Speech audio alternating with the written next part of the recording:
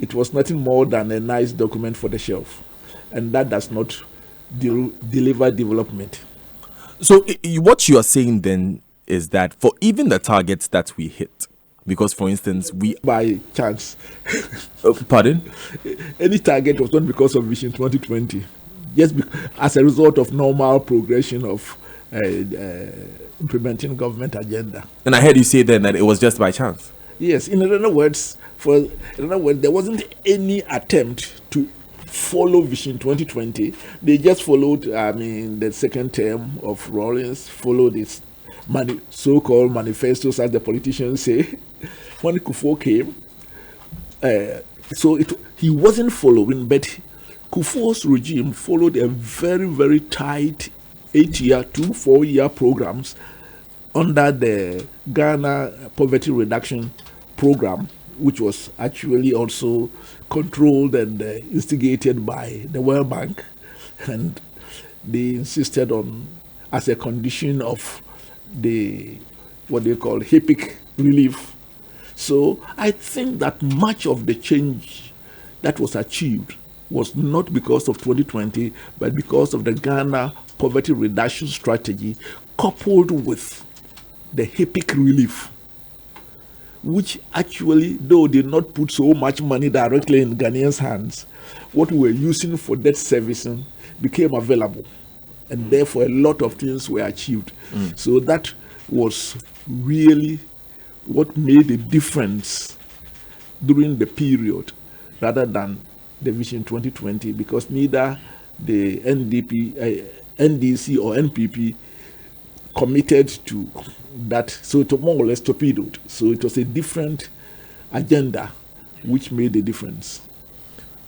So, Prof, if you look at the executive summary of the Vision 2020 document, they describe a stable period of growth from 1983 to 1989. But again, that was also an IMF program. Exactly. Is that to suggest then that we have not ourselves developed a plan that will bring us from poverty to wealth as a country? Yes and no. Let me take us back a bit. There has been times when we had our own program. Of course, if you take the white Ghanaian, I called him Sir Gordon Gorgesbeck, because he was more Ghanaian than many Ghanaians.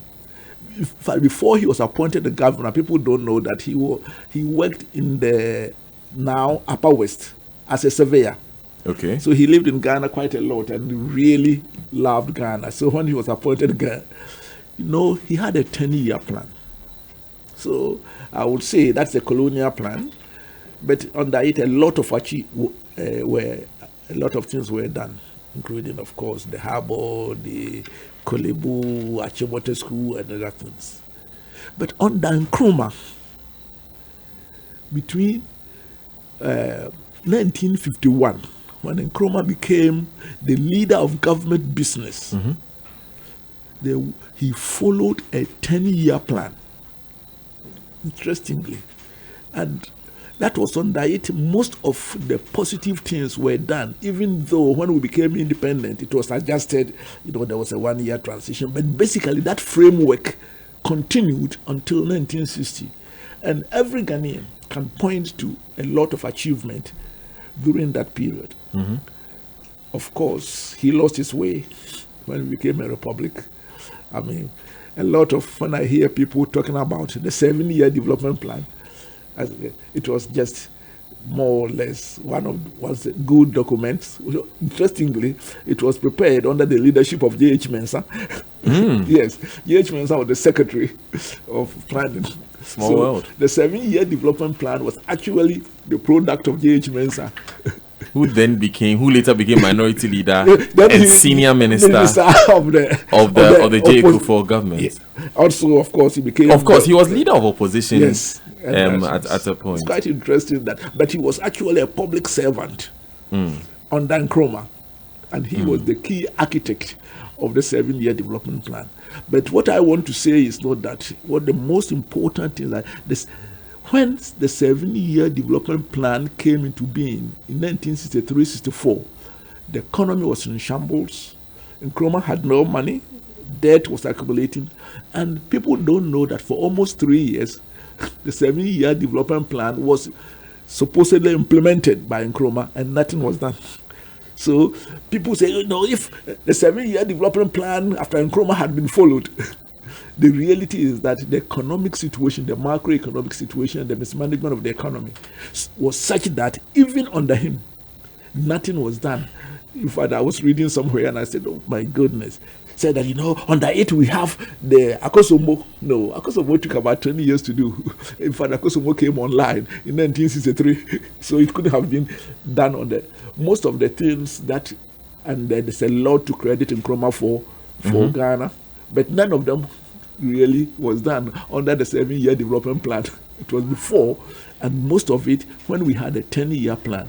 The point I'm trying to make is this: whenever a nation consistently commits to a program for about 10 years or plus, like Godgisbeck, like the 1950s to early 60s, and under Kufuor's administration, when before that, under Rawlings, from 1983 to 1992, when we had the economic recovery program. You mean 83 to 92? 83 to 92, yes. When we had this consistent program, and then we come to Kufuor under the Ghana Poverty Reduction Program. 1 and 2. Yes, 1 and 2. You see that the country makes good strides. And therefore, it's something that we should, our own history shows that once we have a plan and we commit to and we implement it, the country moves forward significantly. And when we don't, as we have been experiencing for many parts of a significant part of our nation, the country goes haywire. And between especially 1973 and 1983, we development economists calls the lost decade. You won't believe that over that decade, because of the changes and inconsistencies, the average Ghanaian GDP per capita declined by 40%. I mean, it's unbelievable. And and there's no doubt that's what gave rise to these coups and interventions, because when there's economic future is not good, then it gives room for adventurists. But some still argue that there was massive infrastructure investment by some of those presidents, some of those military era presidents. Which were the massive ones? The Snitz Flats came in that era. The Snitz Flats in most of the regional capitals came in. Is that a era. massive infrastructure? When we are talking about massive infrastructure for our development, we are talking not about some Snitz Flats, how much the people are. We are talking about changing the basic infrastructure of the country. But have we seen a housing investment post the Snitz Flats era as large as that?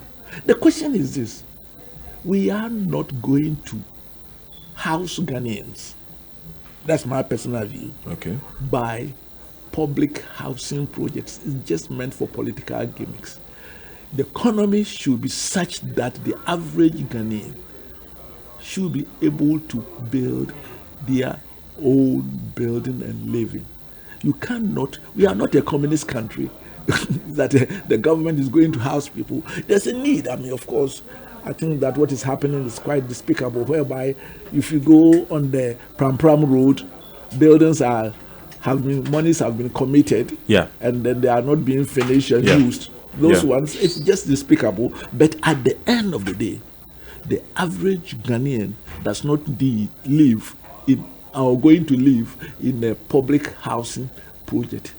But when it comes whereby we have good mortgages, where the rate of interest is about 6%, then you, the young man, and you have employment, you can build your own. So I don't think that when we are talking about massive infrastructure, we are talking about, say, the building of the Akosombo Dam. We are talking about rehabilitating our railways. We are talking about quality education. These are the ones that are going to, and not much of it was done in the turbulent years. There's no reason, whenever a government is in power for 4 years, certain things will be done. But we are talking about things that transform the economy, and that requires medium to longer term framework and pursuing it. Prof. Adei, if I am to understand you clearly, in the conversation that we've had, you've stated that beyond ERP of 82 to 92, or 83 to 92, pardon me, and the Nkrumah program, the first 10-year development plan of 51 to 61, and then a Gudgersberg plan, and then GPRS 1 and 2 under Kufuor. All of these have had foreign influence. So apart from those that have had foreign influence, we have actually not successfully implemented a plan or seen that graduated development. Well, I must say that the content of the Nkrumah's one was quite Ghanaian. But yes, sad to say that we have not on our own committed to programs, and that is unfortunate, and that's what we need to do, and that is where we should be moving towards. Interestingly, by our constitution, the government must always come up with a medium-term program. So it's not the programs have been done and they must be committed to. I must say that there was commitment under the Kufuor administration and then the Rawlings, earlier Rawlings era, because also of a little bit pressure from outside. But each of the governments has, come up with an 8-year program. And at this moment, we have the coordinated program of economic and social development policies. I must say that this is the first time for many years why we can say that that program has been done. I must, not under me, but the NDPC played a significant role in supporting the government to do it. And there seems to be some commitment, given the financial constraint, to implement it. But then again, this government also started out in an IMF program. So the government started out in 2017 under the watchful eye of the IMF. But the program is not the coordinated program. Actually what had happened, and again, sometimes some of us, our life touches the various history of Ghana. I mean, there was no doubt at all that at the time of the IMF program, things were going very bad economically. I was part of the Senchi group. In fact, myself, Kwesi Botwe, the late P.V. Obin, who else? There were 6 of us who chaired the Senchi consensus. And we were of the view that we needed that intervention. This government, when it came, that program was coming to an end. So, if anything at all, the current government had to see to the completion. They extended it for a year. The finance minister claims even that some of the targets had not been met. They were nowhere near being met. Yes. When you come and meet an IMF program, if you don't complete it, it sends a signal to the international community and they will run down your economy. So I think that it was important for the government to conclude it. And in any case, sometimes the ordinary people think that, think in terms of NDC and MPP, but the outsiders think of in terms of Ghana.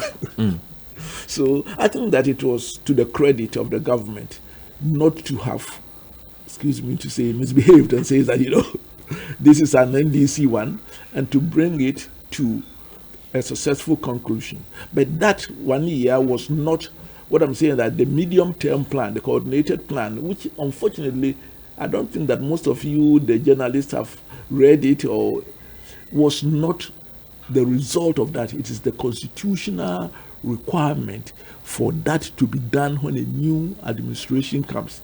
And it's a 8-year program, which is a medium-term program. And I think that getting the government committed to that and to implement it, to me, is far more important than the type of things you do. What is in the manifesto, we are counting it so that it says that and those type of things, and not the petty things. It's 27 minutes, so we hit the top of the hour. This is the Super Morning Show on Joy99.7 FM. It's a jaw-dropping conversation we are having with Prof Steve Adei. It's always that when we have Prof with us in studio, I must say. He's the chairman of the National Development Planning Commission, and we have walked through the country's development journey from the time of Guggersberg till now. And we've come to the sad but true conclusion that only 3 development plans, or should I say 4, have actually been implemented. 1 by Guggersberg, 1 by Nkrumah before Ghana became a republic, 1 by former President Rawlings under the IMF, and the last by former President Kufuor under the World Bank. Prof Adei argues that the current government is in the middle of implementing an economic plan and implementing it well. We are going to talk a bit about political buy-in. Implementing it and not well. So are they implementing it well? Can I ask? Are they implementing it well? Let's come to that one as to where we are and how. Or can you give me a short answer so that when we go and come back, we expand on it? We call it a teaser. Let us wait. Prof. Stephen Adei will give us his verdict of the current government's implementation of their medium-term strategy. But this was originally tabled to be a Vision 2020 conversation. So when we come back, we'll also talk about how the refusal of then opposition in 1995 to buy into this plan and the statements made by the opposition may have contributed to the abortion of that plan. Stay with us. We'll be right back. Charlie, you for level up. You too for win and drive better car thanks to your preferred bank, Societe Generale Ghana. Yes, so the 2019 SG Ghana Bank Deposit and Win promotion is here. And with a deposit as little as 200 Ghana cedis, you can win a brand new car and many more prizes. The earlier you deposit, the more you maintain and increase your cash, the bigger your chance of winning. There are 3 cars up for the taking: TVs, the latest smartphones, and many more. No, yawa, just deposit 200 cedis today. Won't pay way now, pay DA. SG Ghana Bank Papebi. Missy, don't miss out. Just step into any SG Ghana Bank branch, register, and start the ball rolling. Find out more about this fantastic promotion. Call 0302-214-314 right now. This promotion is brought to you in collaboration with the NLA on the Caritas platform. Hurry, the promotion runs from now until 31st December 2019. And remember, terms and conditions apply. Change your level.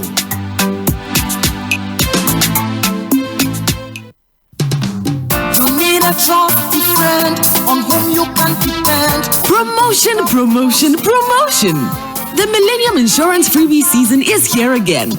Renew your existing motor insurance or buy insurance from Millennium and get various cool items. Rush now. Offer remains while stocks last. Terms and conditions apply. Millennium Insurance, your trustworthy partner. Welcome to Shandonia Gardens, the new face of ideal housing and infrastructure facilities in Ghana. We're located adjacent the Accra-Tema Highway, just 15 kilometers from the Accra Mall, right behind the East Legon Hills. That's convenience. Our premium service plots are in a 100-acre gated community with well-engineered infrastructural facilities, occasional patrols, and 24/7 surveillance. That's security. We also offer you fully titled plots of various sizes with flexible payment plans. That's affordability and flexibility. Talk about a number of facilities like the tennis court, a mini golf course, a gym, parks and playgrounds, 24/7 water and electricity, as well as well-engineered drainage systems and tarred roads. Shandonia Gardens guarantees you a home that's fit for your lifestyle. Call us on 0302-795-323 or visit www.shandoniaproperties.com. Shandonia Garden, where your dream lands. You are special in your way. It's me, like no other. No one else can do it like you. It's me, I can play the drum. I can sing, like no other. I can dance. Like no other. I'm talented. I can draw. I can be myself. With Indomie. Here's to all amazing moms who identify and nurture the uniqueness in our kids. Indomie instant noodles.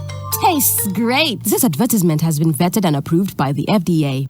Working together. That's the key to better health care for you and your family. And now the doctors and specialists at Saudi German Hospital Cairo and Mayo Clinic are joining forces. They'll use Mayo Clinic's expertise to resolve the hard-to-solve medical problems. For you, that means peace of mind and access to the finest medical knowledge anywhere, right here at home. Saudi German Hospital Cairo and Mayo Clinic, working together, working for you. Saudi German Hospital Cairo, proud member of the Mayo Clinic Care Network. To find out more, visit sghcairo.com. Contact Saudi German Hospital, Cairo, representative office in Ghana on 050-1900-500. You can also locate them at Laboni next to the South African Embassy.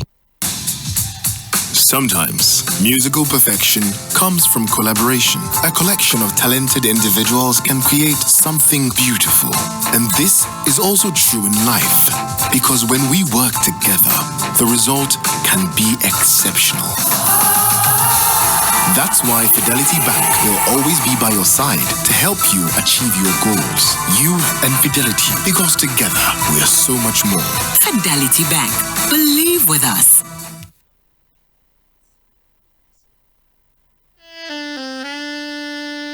Coffee in your cup and Joy on the set. The Super Morning Show is always the best bet on Joy 99.7 FM.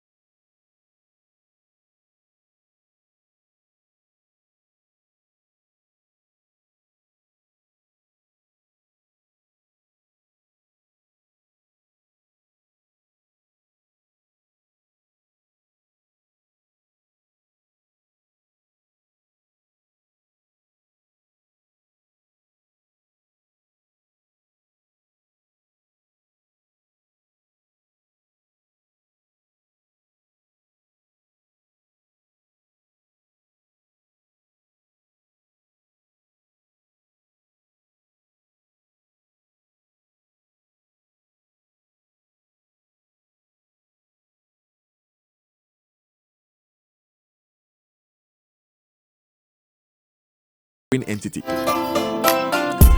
in some way. Today's agenda, of course, is brought to you by Societe Generale SG Ghana. The future is you. Millennium Insurance, your partner, your trustworthy partner.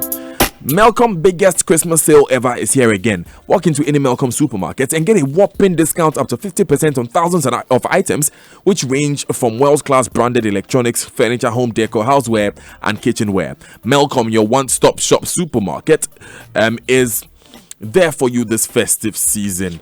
Terms and conditions apply. Melcom, where Ghana shops. Now, things are changing at Barclays Bank Ghana. As we get ready to change our name to ABSA, you start to see more of our new look whenever you visit a branch. That means a vibrant new red that is warm and powerful, passionate and proud. A red inspired by the color that is woven through our African land and skies. Try one of our new look ATMs and experience the next step in our journey to ABSA. Our color may be new, but our commitment to you, our cherished customer, remains the same. Barclays, part of the ABSA family. Barclays Bank Ghana is a registered commercial bank. The Barclays brand is used under license.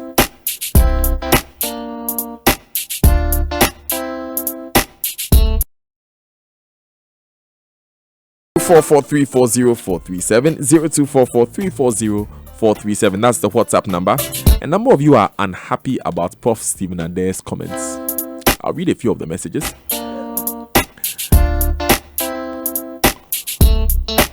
But let's get to talking. Shem from Pram Pram said, "Good day, Dan. Real talk. God's own Ghana will attain its rightful place when we consult the books of Nkrumah. Our politicians just patch over tattered clothing. We should visit Nkrumah's projects." Interesting one there. Okay. Let me just quickly come back to Prof. So, Prof, let's go back once again to January 2000, shall we? January 2000. January 2000, okay. When you were made head of that HR committee of the Vision 2020 plan. Yeah. And you then began to see firsthand that the plan was not being implemented. Yeah. Why was it not being implemented? Well, first of all, I think that Ghanaians under the Fourth Republic have become so obsessed with manifesto. Mm-hmm.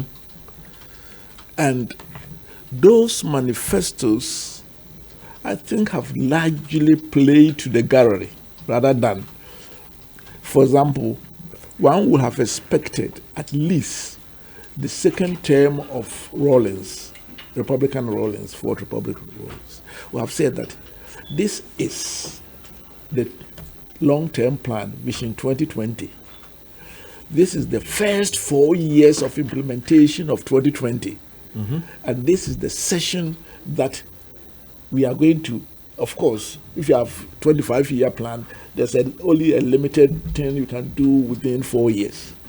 But if you compare, and I don't have the documents before me now, there's practically no reference to Vision 2020 targets in the 1996-2000 manifesto of either the government which prepared it and the opposition. So by itself, it means that it's not a reference point. Secondly, I think that the economy which led to the declaration of Ghana HIPIC was quite in challenge. And we say in Twi, Kwachia DFA, or the Scaneto, there was practically a serious, Ghana was highly indebted. As I always say that sometimes the World Bank people and IMF, they choose a name that makes you, if you don't take care, it will almost make you a fossil. Highly indebted, poor country. So the country was highly indebted and poor, and therefore there was not much money. Yeah. But for me, and this has been a concern, even if you do not have money, if you have a commitment and you are doing strategic thinking, you find a way of doing much with what you have. Okay. And let me say something which I'm not too proud of it, but I think it's sad that it's still relevant. When I was an advisor to the Council of State in 1981 under Liman, I was seconded from Investment Promotion Center, where I was the deputy in charge of research, to prepare guidelines for Ghana's development. And one of the statements in my report was that we seems to be a country without a brain. And then, of course, the average age of those people were about 65. They asked me, young man, what do you mean by a country without a brain? And I said, I'm not talking about individual Ghanaian Maradonas and brilliant people, but that it having a hub of people who are thinking the scenarios of the country where there's a challenge, what are the alternatives and other things. That is what a body like National Development Planning Commission should be doing. So we don't have that type of commitment capacity, and if we even want to have it, the politicians are not committed to it. And I mean, the National Commission, National Development Planning Commission, is a shadow of what the Constitution expects it to do. So these things, the lack of money, the lack of intellectual investment in our development, commitment of politicians, all of them have been the bane. And that is where always you were talking about, it's not me who said the foreign investment involvement, but it was a very wise observation by you. During those times, there is sometimes a flow of money from the international community to support it. The governments are forced to be committed to their program, and there's implementation. And even when we do not have organized, sad to say, internal intellectual capacity, we have those foreigners joining with us into directing what must be done. Right. So the elements that go into planning, implementing it, seems to be, not even though not fully, because it's being driven sometimes by outsiders, are there. And you see a result. Those were absent when the Vision 2020 was done. There was no head teacher with a cane standing behind us. Or a father, a national leader, with a committed to it as my agenda. We have had IMF programs outside of these development plans that we have implemented. Would you say these IMF programs have been successful? Yes and no. The IMF programs always come in when your economy is in such a bad shape. So it's almost a rescue mission. Okay. And rescue missions are not the one that take you to your haven. For example, the recent one, I mean, the economy was such in bad shape, but it has led to some stabilization. It's what you make out of it rather than going back into the crisis. And then, so those IMF programs will never develop Ghana, but they become a necessary one when you have misbehaved and your economy is running overheated, inflation is 18%, you have no... Or 40% in 99, or you have no foreign exchange for imports. So those always IMF programs are crisis programs. They are not development agenda. So if it helps you to stabilize and to cool, you must then have your own agenda that will build upon it, or else you could come back. In fact, that is a sign of our mismanagement.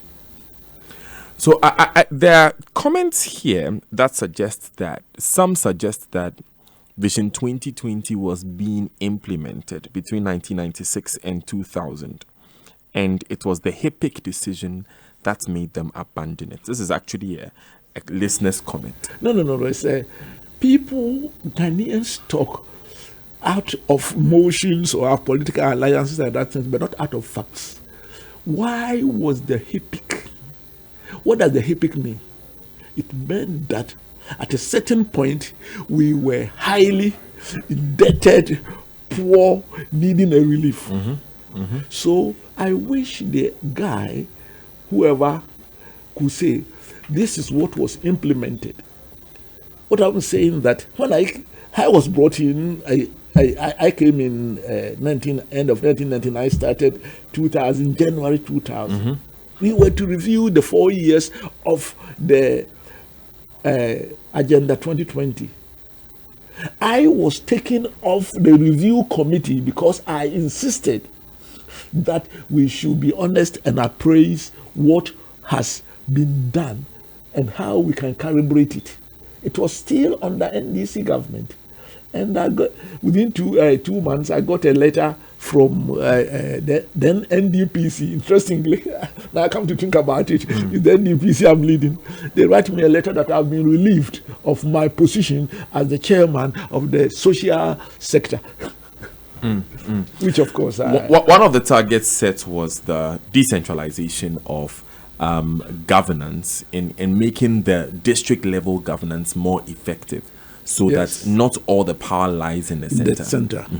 Of course, that was not implemented fully. That was not achieved fully. Actually, but to an extent, that it was done, wasn't it? No. Again, people don't look at the facts.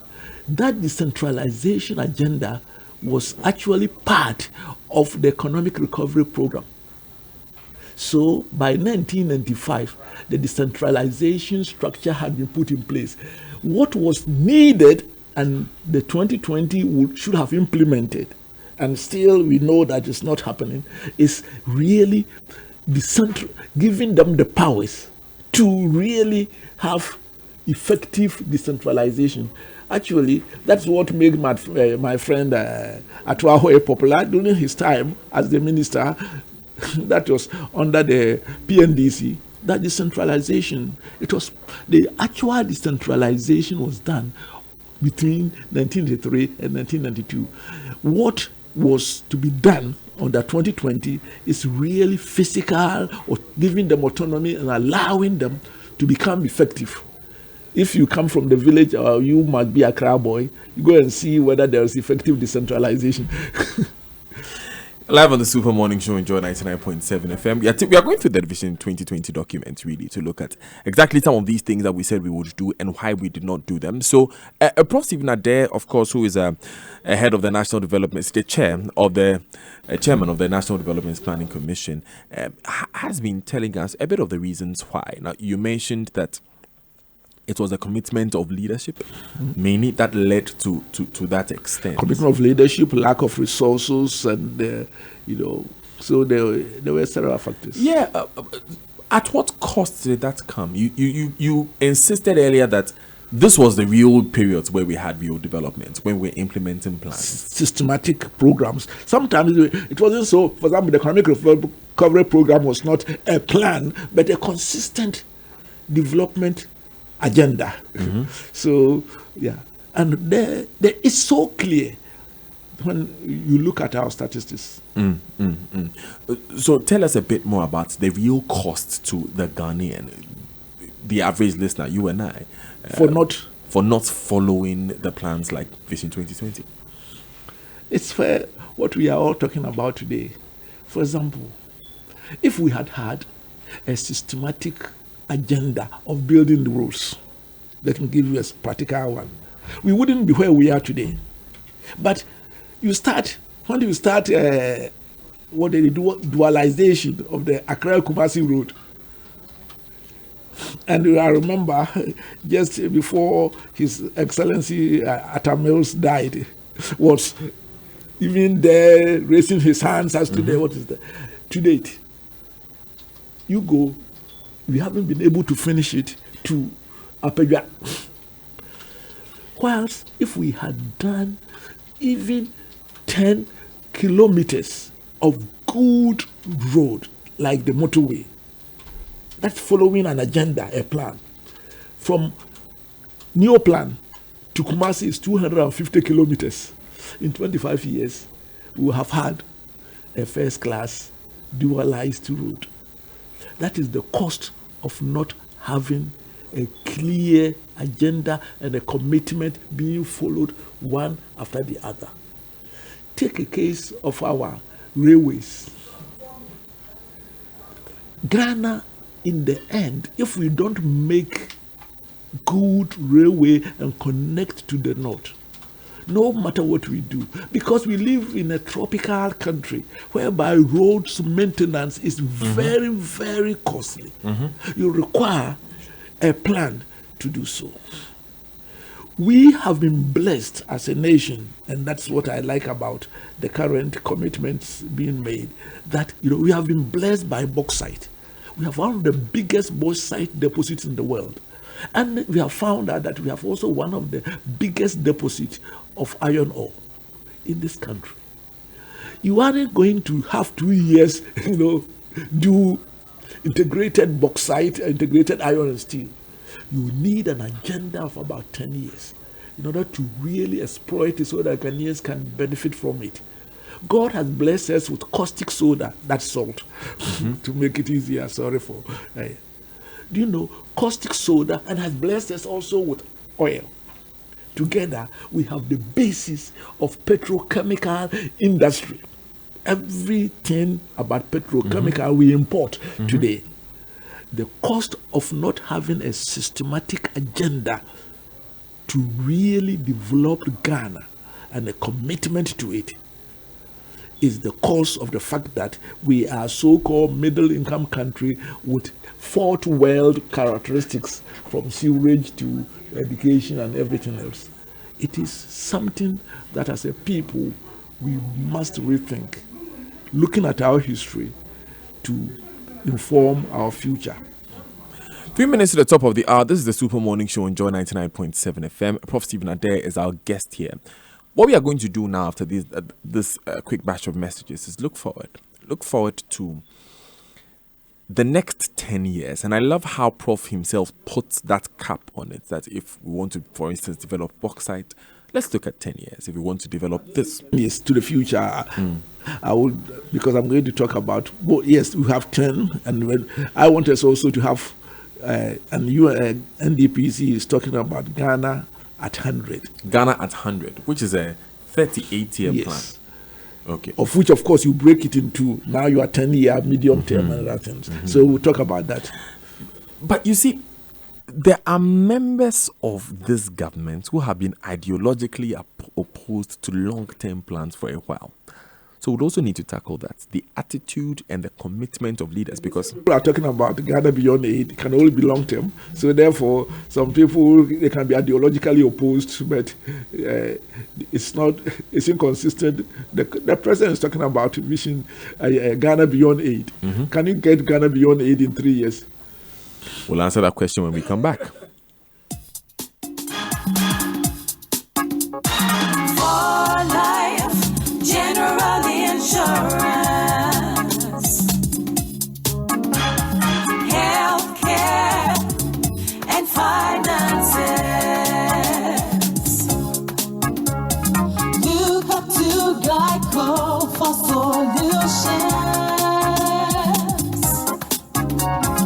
Look up to Glyco for solutions. Glyco, we cushion you for life. Glyco, we cushion you for life. Glyco, Glyco, Glyco, we cushion you for life. Contact Glyco on 030-221-8500 or 020-2222-113. UMB was established in 1972 as the premier bank for the corporate and private sector in Ghana. From our very beginning, as the only Ghanaian bank serving all categories of businesses, we set a standard for excellence and innovation over the past 45 years. We've built a financially healthy and strong bank, demonstrated our commitment to our customers and to growing businesses, and exhibited originality and innovation at every turn. At UMB, our focus is built around people, service, products, and technology.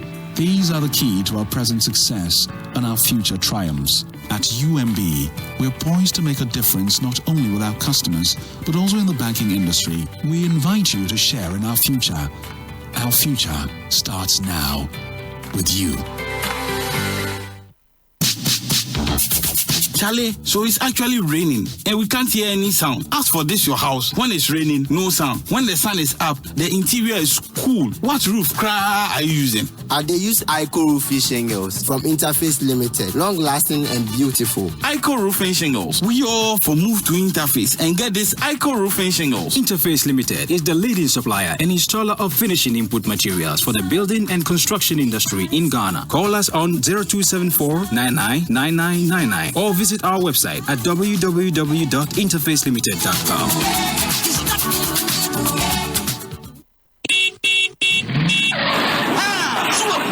National Road Safety Authority. Ebom koko say, why motor ready? You sure say abibira betra motor so wo she helmet. You to wachi e she helmet. Na you sure say ubegina ba bia zebra crossing wo biara. Ba bia traffic wo so gina. And open twam me akrobato. My road safety campaign me catch you say ye nyinara ye ahweye. Won ko hu hia, me ko hu hia. Be awareness out to I'll be awareness so that we will go home safely. Stop road accident now. I repeat, stop road accident now because atama shit. Road safety and you are said here, it's your duty, it's my duty. Thank you. Same grade back. Sweetie, I for pay for my ACCA and senior membership. And my school fees too. Erade, mitiate. Could you the drama king look sharp with ADB Visa prepaid card? Sweetie, I believe you know my school is in abroad, right? Babe, Kosovo cry. Look sharp with ADB Visa prepaid card. Why say everything for look sharp? ADB Visa prepaid card. Sure, ADB Visa prepaid be the correct answer to online payments, school fees, truck money, fuel purchases, per diems, and many things. Charlie, you know for open account, just walk into any ADB branch plus your valid ID and get one just like that. You go free travel anywhere in the world with them and get your money over 24 million Visa locations worldwide. I go look sharp and get my instant ADB Visa prepaid. Get your ADB Visa prepaid card instantly at your nearest ADB branch and look sharp. Call 0302-210-210 for more information. ADB, truly a great and more. Multimedia Group Limited, in partnership with SES, KNet, and WillowAfric.com's e-learning project Willow TV, presents Joy Learning, a channel dedicated to providing educational content for all levels. Special focus on senior high school educational content because we believe in nourishing the minds of the future generation. Joy Learning is providing equal access to education, no matter whom you are and where you are in Ghana. Joy Learning collaborates with SES, KNet, and Willow TV to deliver a new learning experience. Study with Ghana's top teachers and lecturers on the Joy Learning channel, scheduled to take off Monday, 30th December 2019. So individuals, senior high schools, community centers, and libraries, get your multi-TV digibox now. Joy Learning. Keep learning. Coffee in your cup and Joy on the set. The Super Morning Show is always the best bet on Joy 99.7 FM.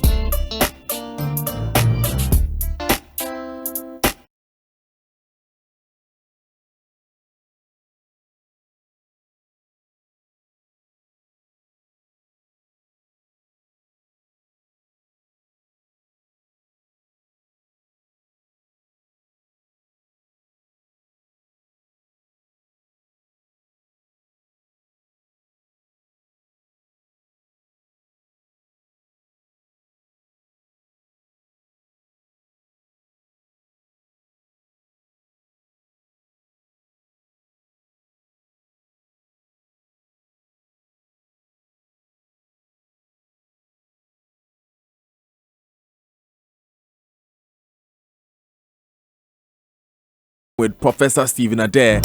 He's chairman of the National Development Planning Commission. We're talking about Ghana, planning and development. Abdul sent in a message. What's your view about the senior minister's comment in 2017 that no country plans for 40 years? This is his comment based on the previous government's 40-year development plan, as against his comment that the current government is planning a Ghana at 100 plan, which is 38 years from now. Abdul, it's as if you stole it from my mind. Please find out from Prof Adei what 3 sectors of our economy would he say have been successfully managed from 1992. Yao from Accra. Keep your questions coming. 0244340437. That's the WhatsApp number. You can also tweet at us at Joy99.7FM. Go on our Facebook page, Joy99.7FM.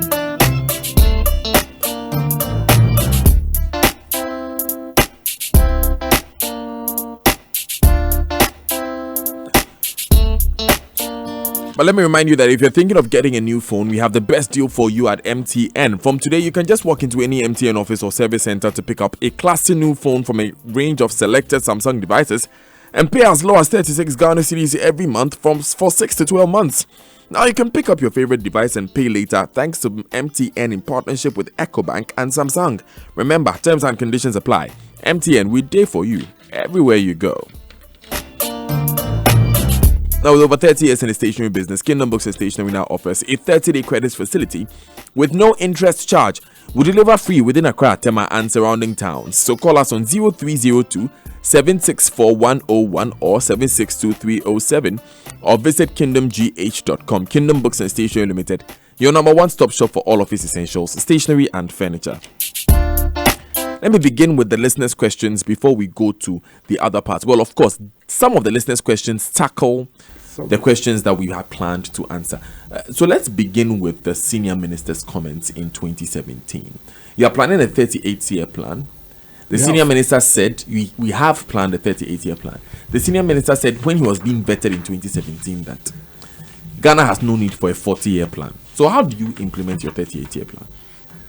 First of all, I'm not here to defend any senior ministers or ministers' views. I'm not a politician. I'm the chairman of the National Development Planning Commission. I think that there are people who may be ideologically opposed to planning. There are some who are ideologically supportive of it. But the reality is this. No country can develop with 4-year manifestos which is not reflective and linked to a long-term perspective plan or strategy. That is, you may. Number 2, what I think was good and weak about the 40-year plan is that I think it's good that they were thinking ahead. Ghana, basically, the same as we now talking about Ghana at 100, because that's 2 years before. They were thinking in 40 years it will coincide with Ghana at 100.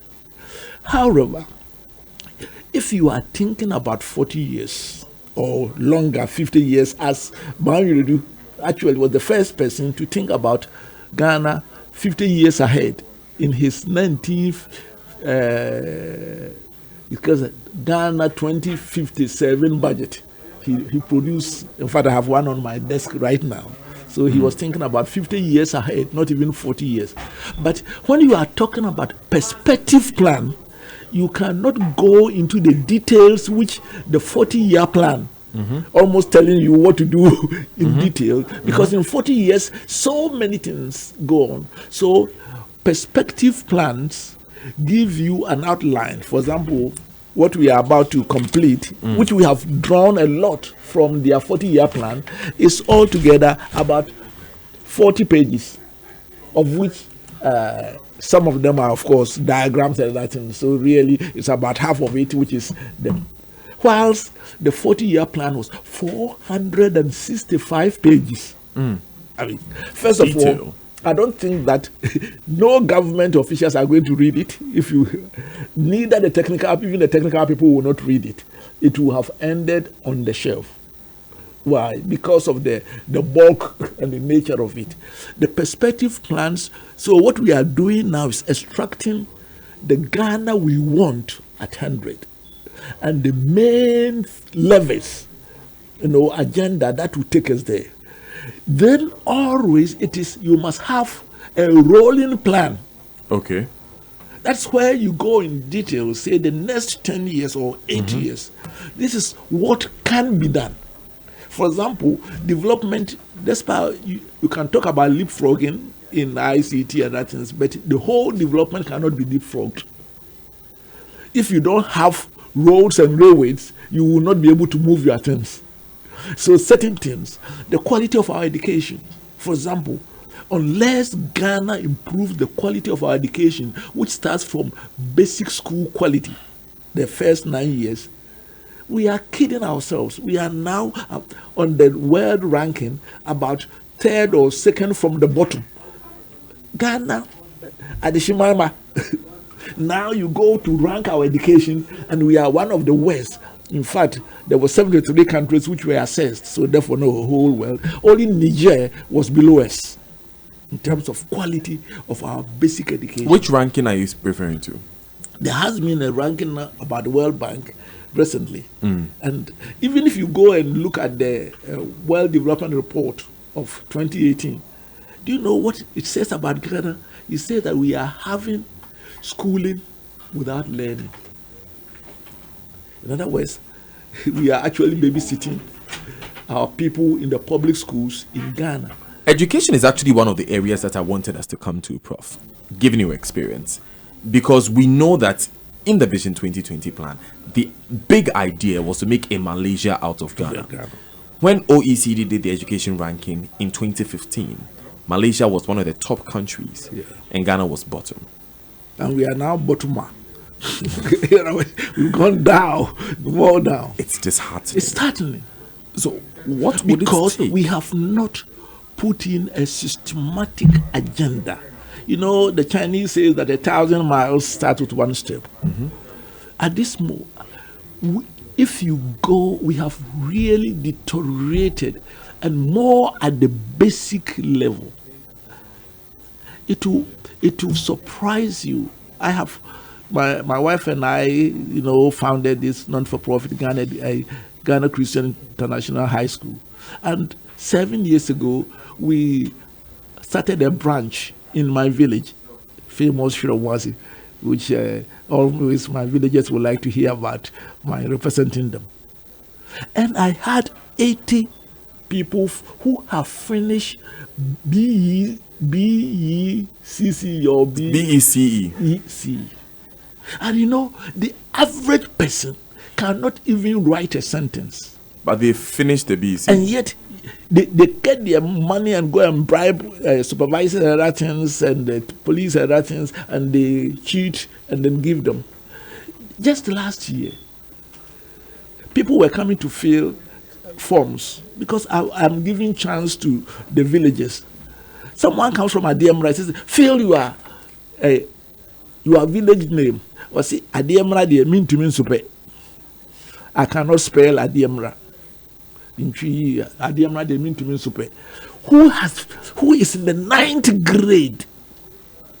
So what the World Bank and other things are saying is not a matter of rubbishness. So, but all this requires very important strategic framework to deal with it. You have to deal with the teachers, their supervision, and the rest. But let us not digress. We can come back to education. It's a big part of the plan, really, because education is the bedrock of what we are talking about. And an uneducated nation, I shudder to think what would become of it. I'm not dismissing it, but the fact that we were saying that, so you need, the fact is that you need a long-term strategic framework, which you call a long-term plan, which is not going to be detailed for 500-page document. And then you must have a medium-term agenda like what we have here, which was not fitted into that, but of its own, the Coordinated Program for Economic Programs 2017 to 2024. So if this coordinated program... You need that one, but this is a standalone because, what I'm saying, in the absence of a long-term framework, we do the short-term, the medium-term, without reference to the longer term. So what is the guarantee that we would implement the 38-year plan?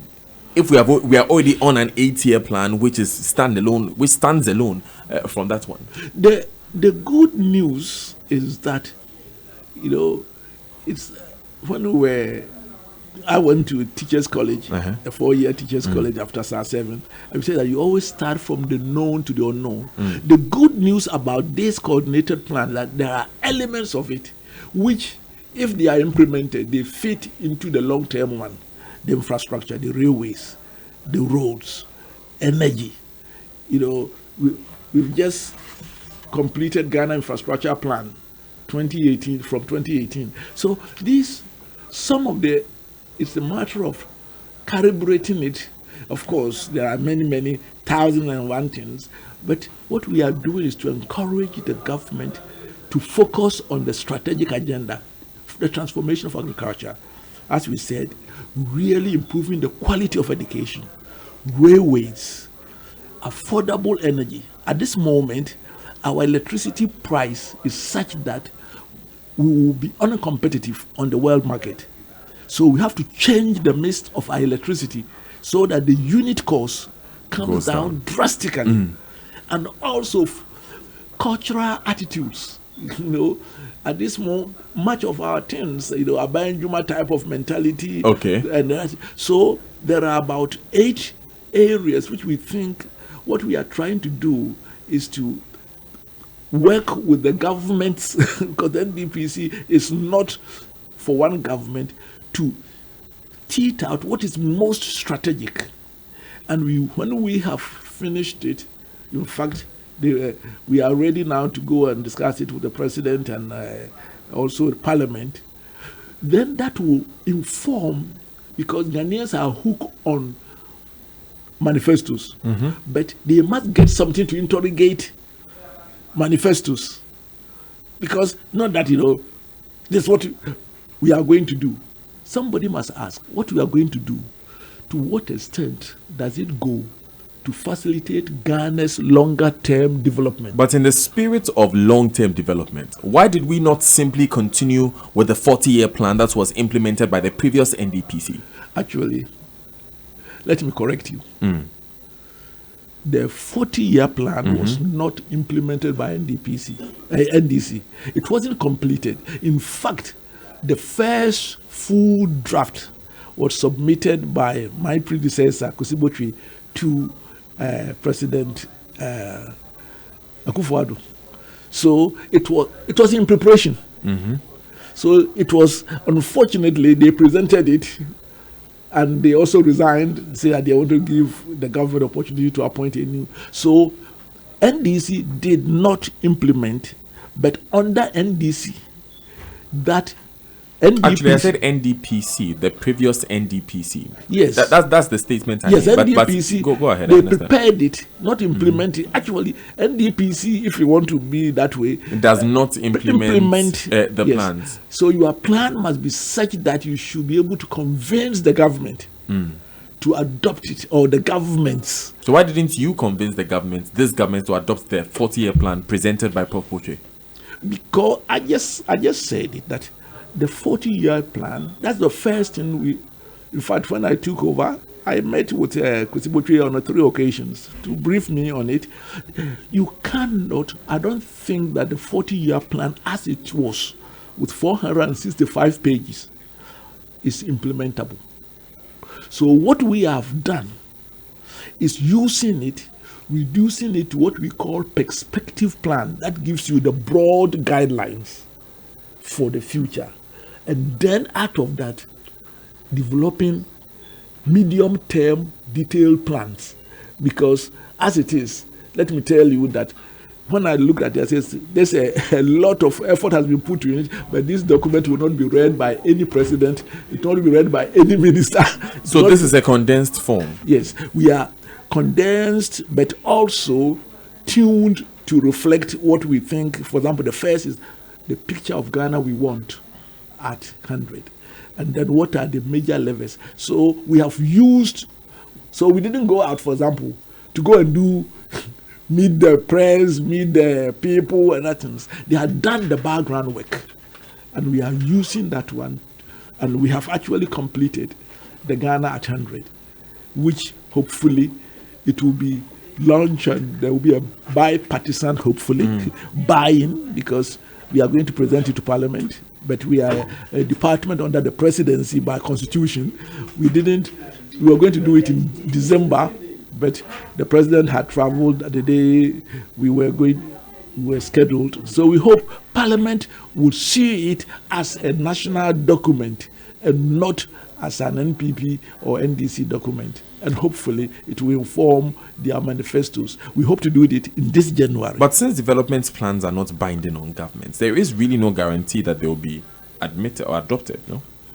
I believe that at this moment, there's no constitutional or legal binding on it. But if you are able to produce something, that's why I was concerned about the nature of it. And there is a general media Ghanaian also buying. They will use it to interrogate every government's agenda. And indirectly, you will hopefully to influence the manifesto. So that's why we want to really get it out this month. The framers of the 40-year plan say that it was born out of the Senchi consensus, which you were a big part of. Did you find that it carried the spirit of Senchi, and in so doing, why not simply just use it as it is? First of all, I haven't seen anything, that statement you are making, because Senchi, which I was part of it, was not looking at a long term. It was how to resolve the challenges that we faced immediately, which of course led to the IMF program. So Senchi was not a long-term plan. Again, you journalists always have something in your mind and you want to get, we are too old to be tricked into it. What I'm saying is this: a 465 detailed 40-year plan is not something you are going to get any Ghanaian politician who thinks a maximum of 4 years, at most 8 years, to work with. What we are saying is let's extract the essence of it as a framework, which then will be used to drive short and medium-term agenda. So to me, what we are doing is complementary to what they have done. Because B. Anthony says, our challenge with developing Ghana is thanks to the greed of politicians and their sponsors. Until we decide to abolish politics and decide to work together in the same direction, we will forever remain broke, while the political actors will never see poverty in their lives and that of generations after them. Right. Well, it's not possible to abolish politics. That's the first thing. I think that let us be very careful. Ghanaians are so negative. Since during the Fourth Republic, we haven't achieved our best, but we have seen a progressive improvement.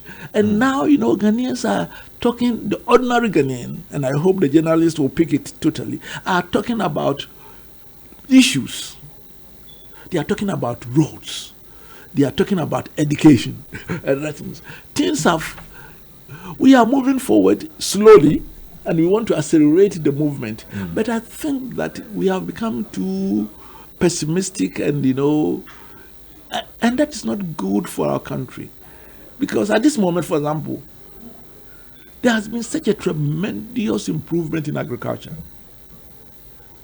There are other areas we can say, we need them. But people think as if, nothing has happened. There has been output in agriculture, yes. But you would also admit that the hue and cry from the farmers is that they have not benefited because the produce was not planned for. That is, this is where the challenge is.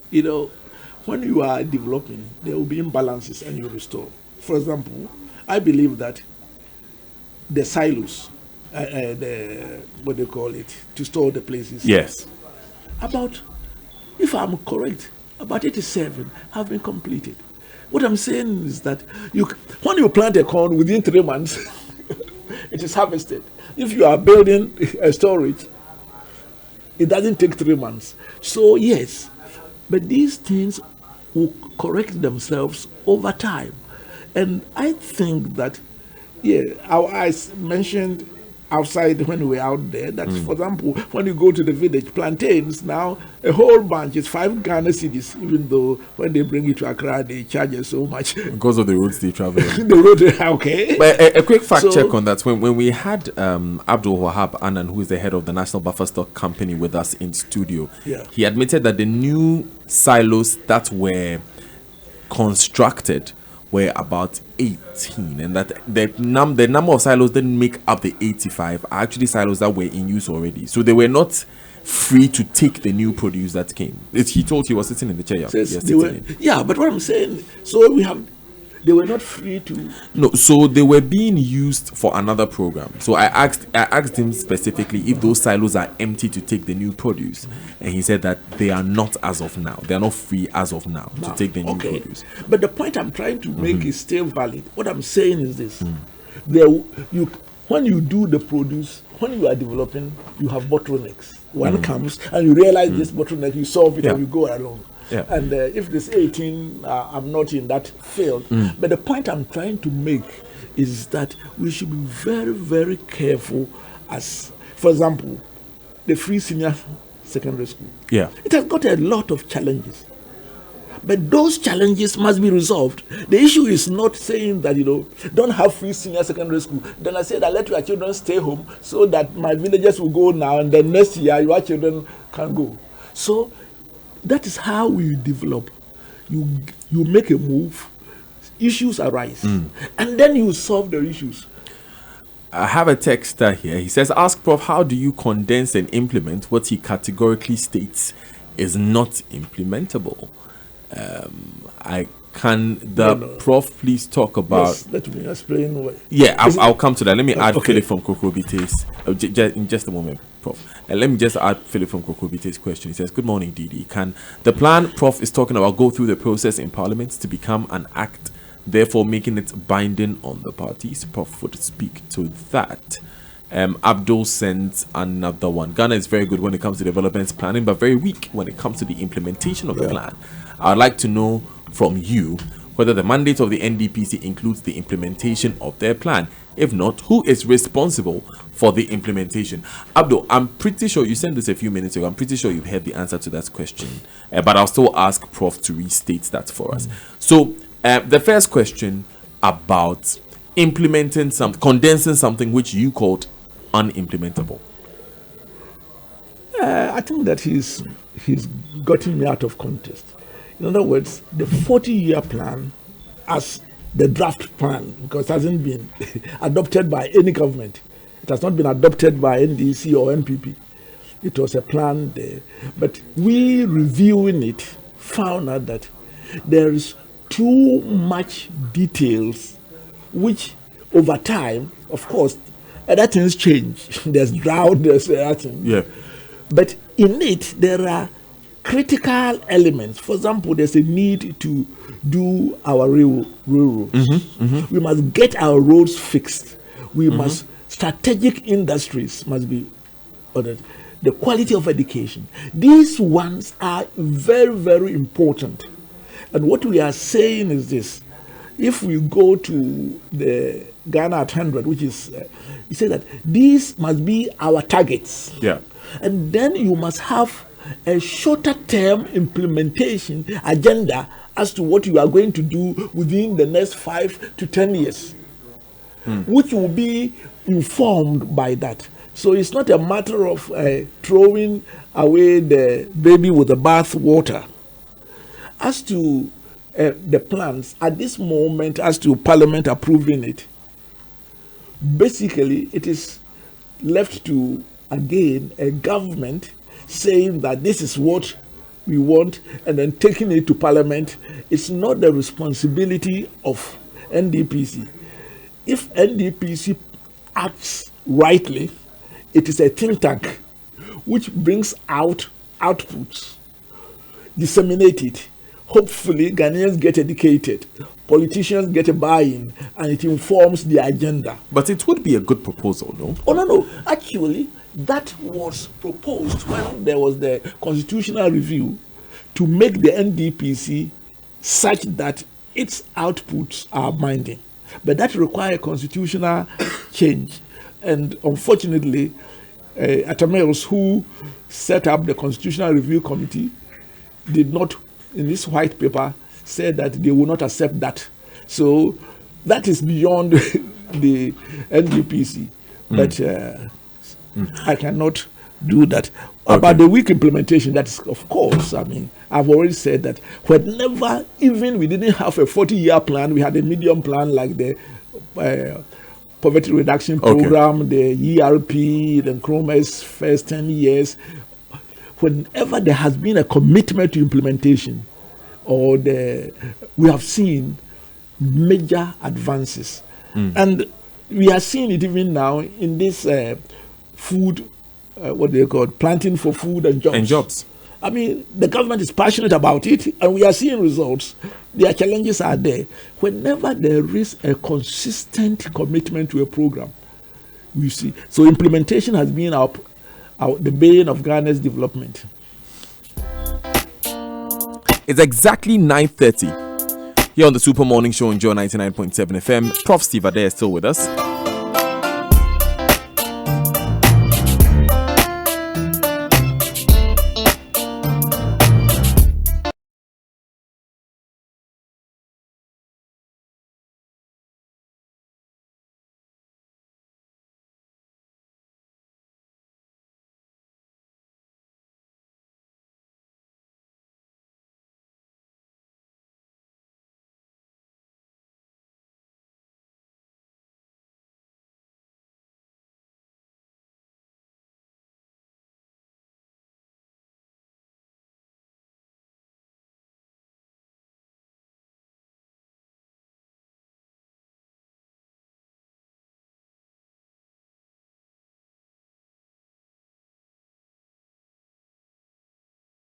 Acts of Parliament are binding, and that even if this was made an act of Parliament for the national, acts of Parliament are binding. Yes, the next Parliament can amend it. Okay, yeah, of course. The right time. Come on, y'all. Do the right. Just an input there from a listener. Okay. So if there's a constitutional change, then it is binding. Then that could be That's binding. what Atameos wanted to do, but later on they all chicken out. Yeah. Text messages on the Super Morning Show are brought to you by Glyco Travel Insurance Policy. Glyco, we cushion you for life. And Afrodan, your back must last you a lifetime. So what we've done in the past hour and a half is that we've dealt with development planning in Ghana from pre-independence till now and 38 years into the future. Looking at exactly what kind of country we want to look at and what it will take for us to get there. I think the key of what Prof Stephen Adei has told us is that it will take political will. It is lack of political will which brought us where we are now, and it is political will which will help us implement a national development plan, which is the only thing that has guaranteed development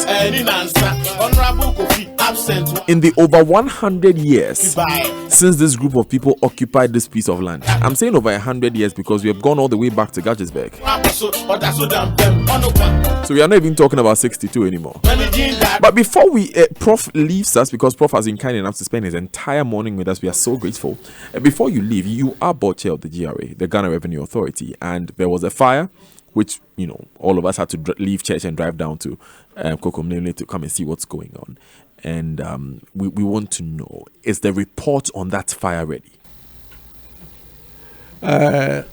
So far as I know, we haven't, as a board, received the report.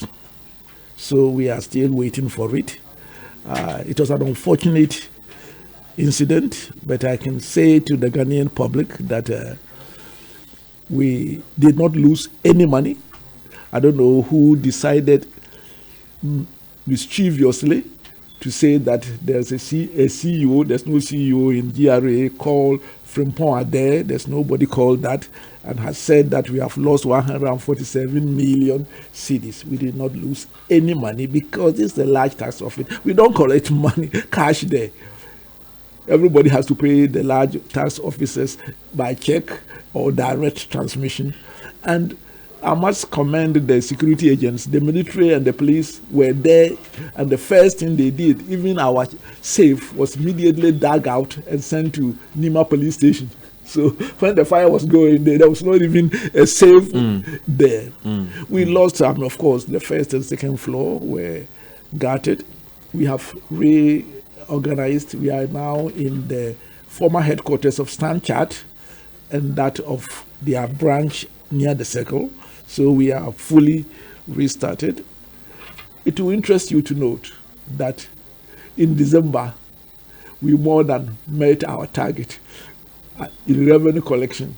And so we hope that good things are going to happen. How much did we collect? Actually, I'm having a board meeting because every day they have to calibrate. The last time was about 5.6 billion. For December? Yes. In fact, while we were looking for about 5 billion. So, thank God. I remember that target for 5 billion because I did an interview of the GRA official 3 months to the end of the year. Yes. And you wanted to collect 5 billion every month in order to exceed the 45 billion revenue target set for the year. Did we get that? We did not achieve that one in October, November. Okay. But we made enough. Because we had actually, now the targets were the target in January was about 46 billion. Yeah. But the government changed the benchmark rates at the port. So it was revised to a little over 43 billion. And we have slightly exceeded that. Slightly exceeded the target of 43 billion when it comes to revenue collection. Yes. Okay. Would that be a first for the GRA? I am not in a position to confirm because I haven't. What I know is for this what year. You have done, but now. I think that it will be one in the recent past. It's one of the good times. Okay. Prof. Stephen Adei. So, finally on the fire, do we know how much it cost the GRA though? The damage done to that building? No. We don't know the how much. Of course, a lot of physical damage to the first and the second floor probably will require just probably knocking it off, but we haven't got the full report. But what we have done is that we have moved totally our operations to the Stanchart headquarters and branch there, which were fortunately empty because they had moved to their big office. And I want to appreciate Stanchart for offering it at a good rate, not free, because how much? I think that they gave to us about $9 equivalent per square meter, which is about half what is prevailing in the high street. So, but it's not going to affect their paying their taxes. That sounds good. So $9 per square meter. How much does that make in total? I don't have those figures at my fingertips. Thank you very much, Prof. Adei. It's a pleasure. And, in your final words, Joy FM is 25 years. Joy FM and the multimedia group. We are as old as the Vision 2020 document. Yes. So I hope you haven't performed as badly. well, we used to be one small building. Now we're a few more. That, there was a trepidations when the government was opening up to the private media. But I think the Joy FM, along with institutions like the Peace FM, have justified City FM, but you, with all your network, have justified the decision by this country to open the airspace to the private ones. You have done well, and I think that your next 25 years should be better, and I hope this is a kickoff whereby we are going to focus on development issues and not make politics, who is shorter, who is bigger, who has that, going to dominate. We haven't done badly this morning, have we? And I think that you must continue and provide leadership in that way. Congratulations. Thank you very much. We really, really appreciate it, Prof. Stephen Adei. Amen.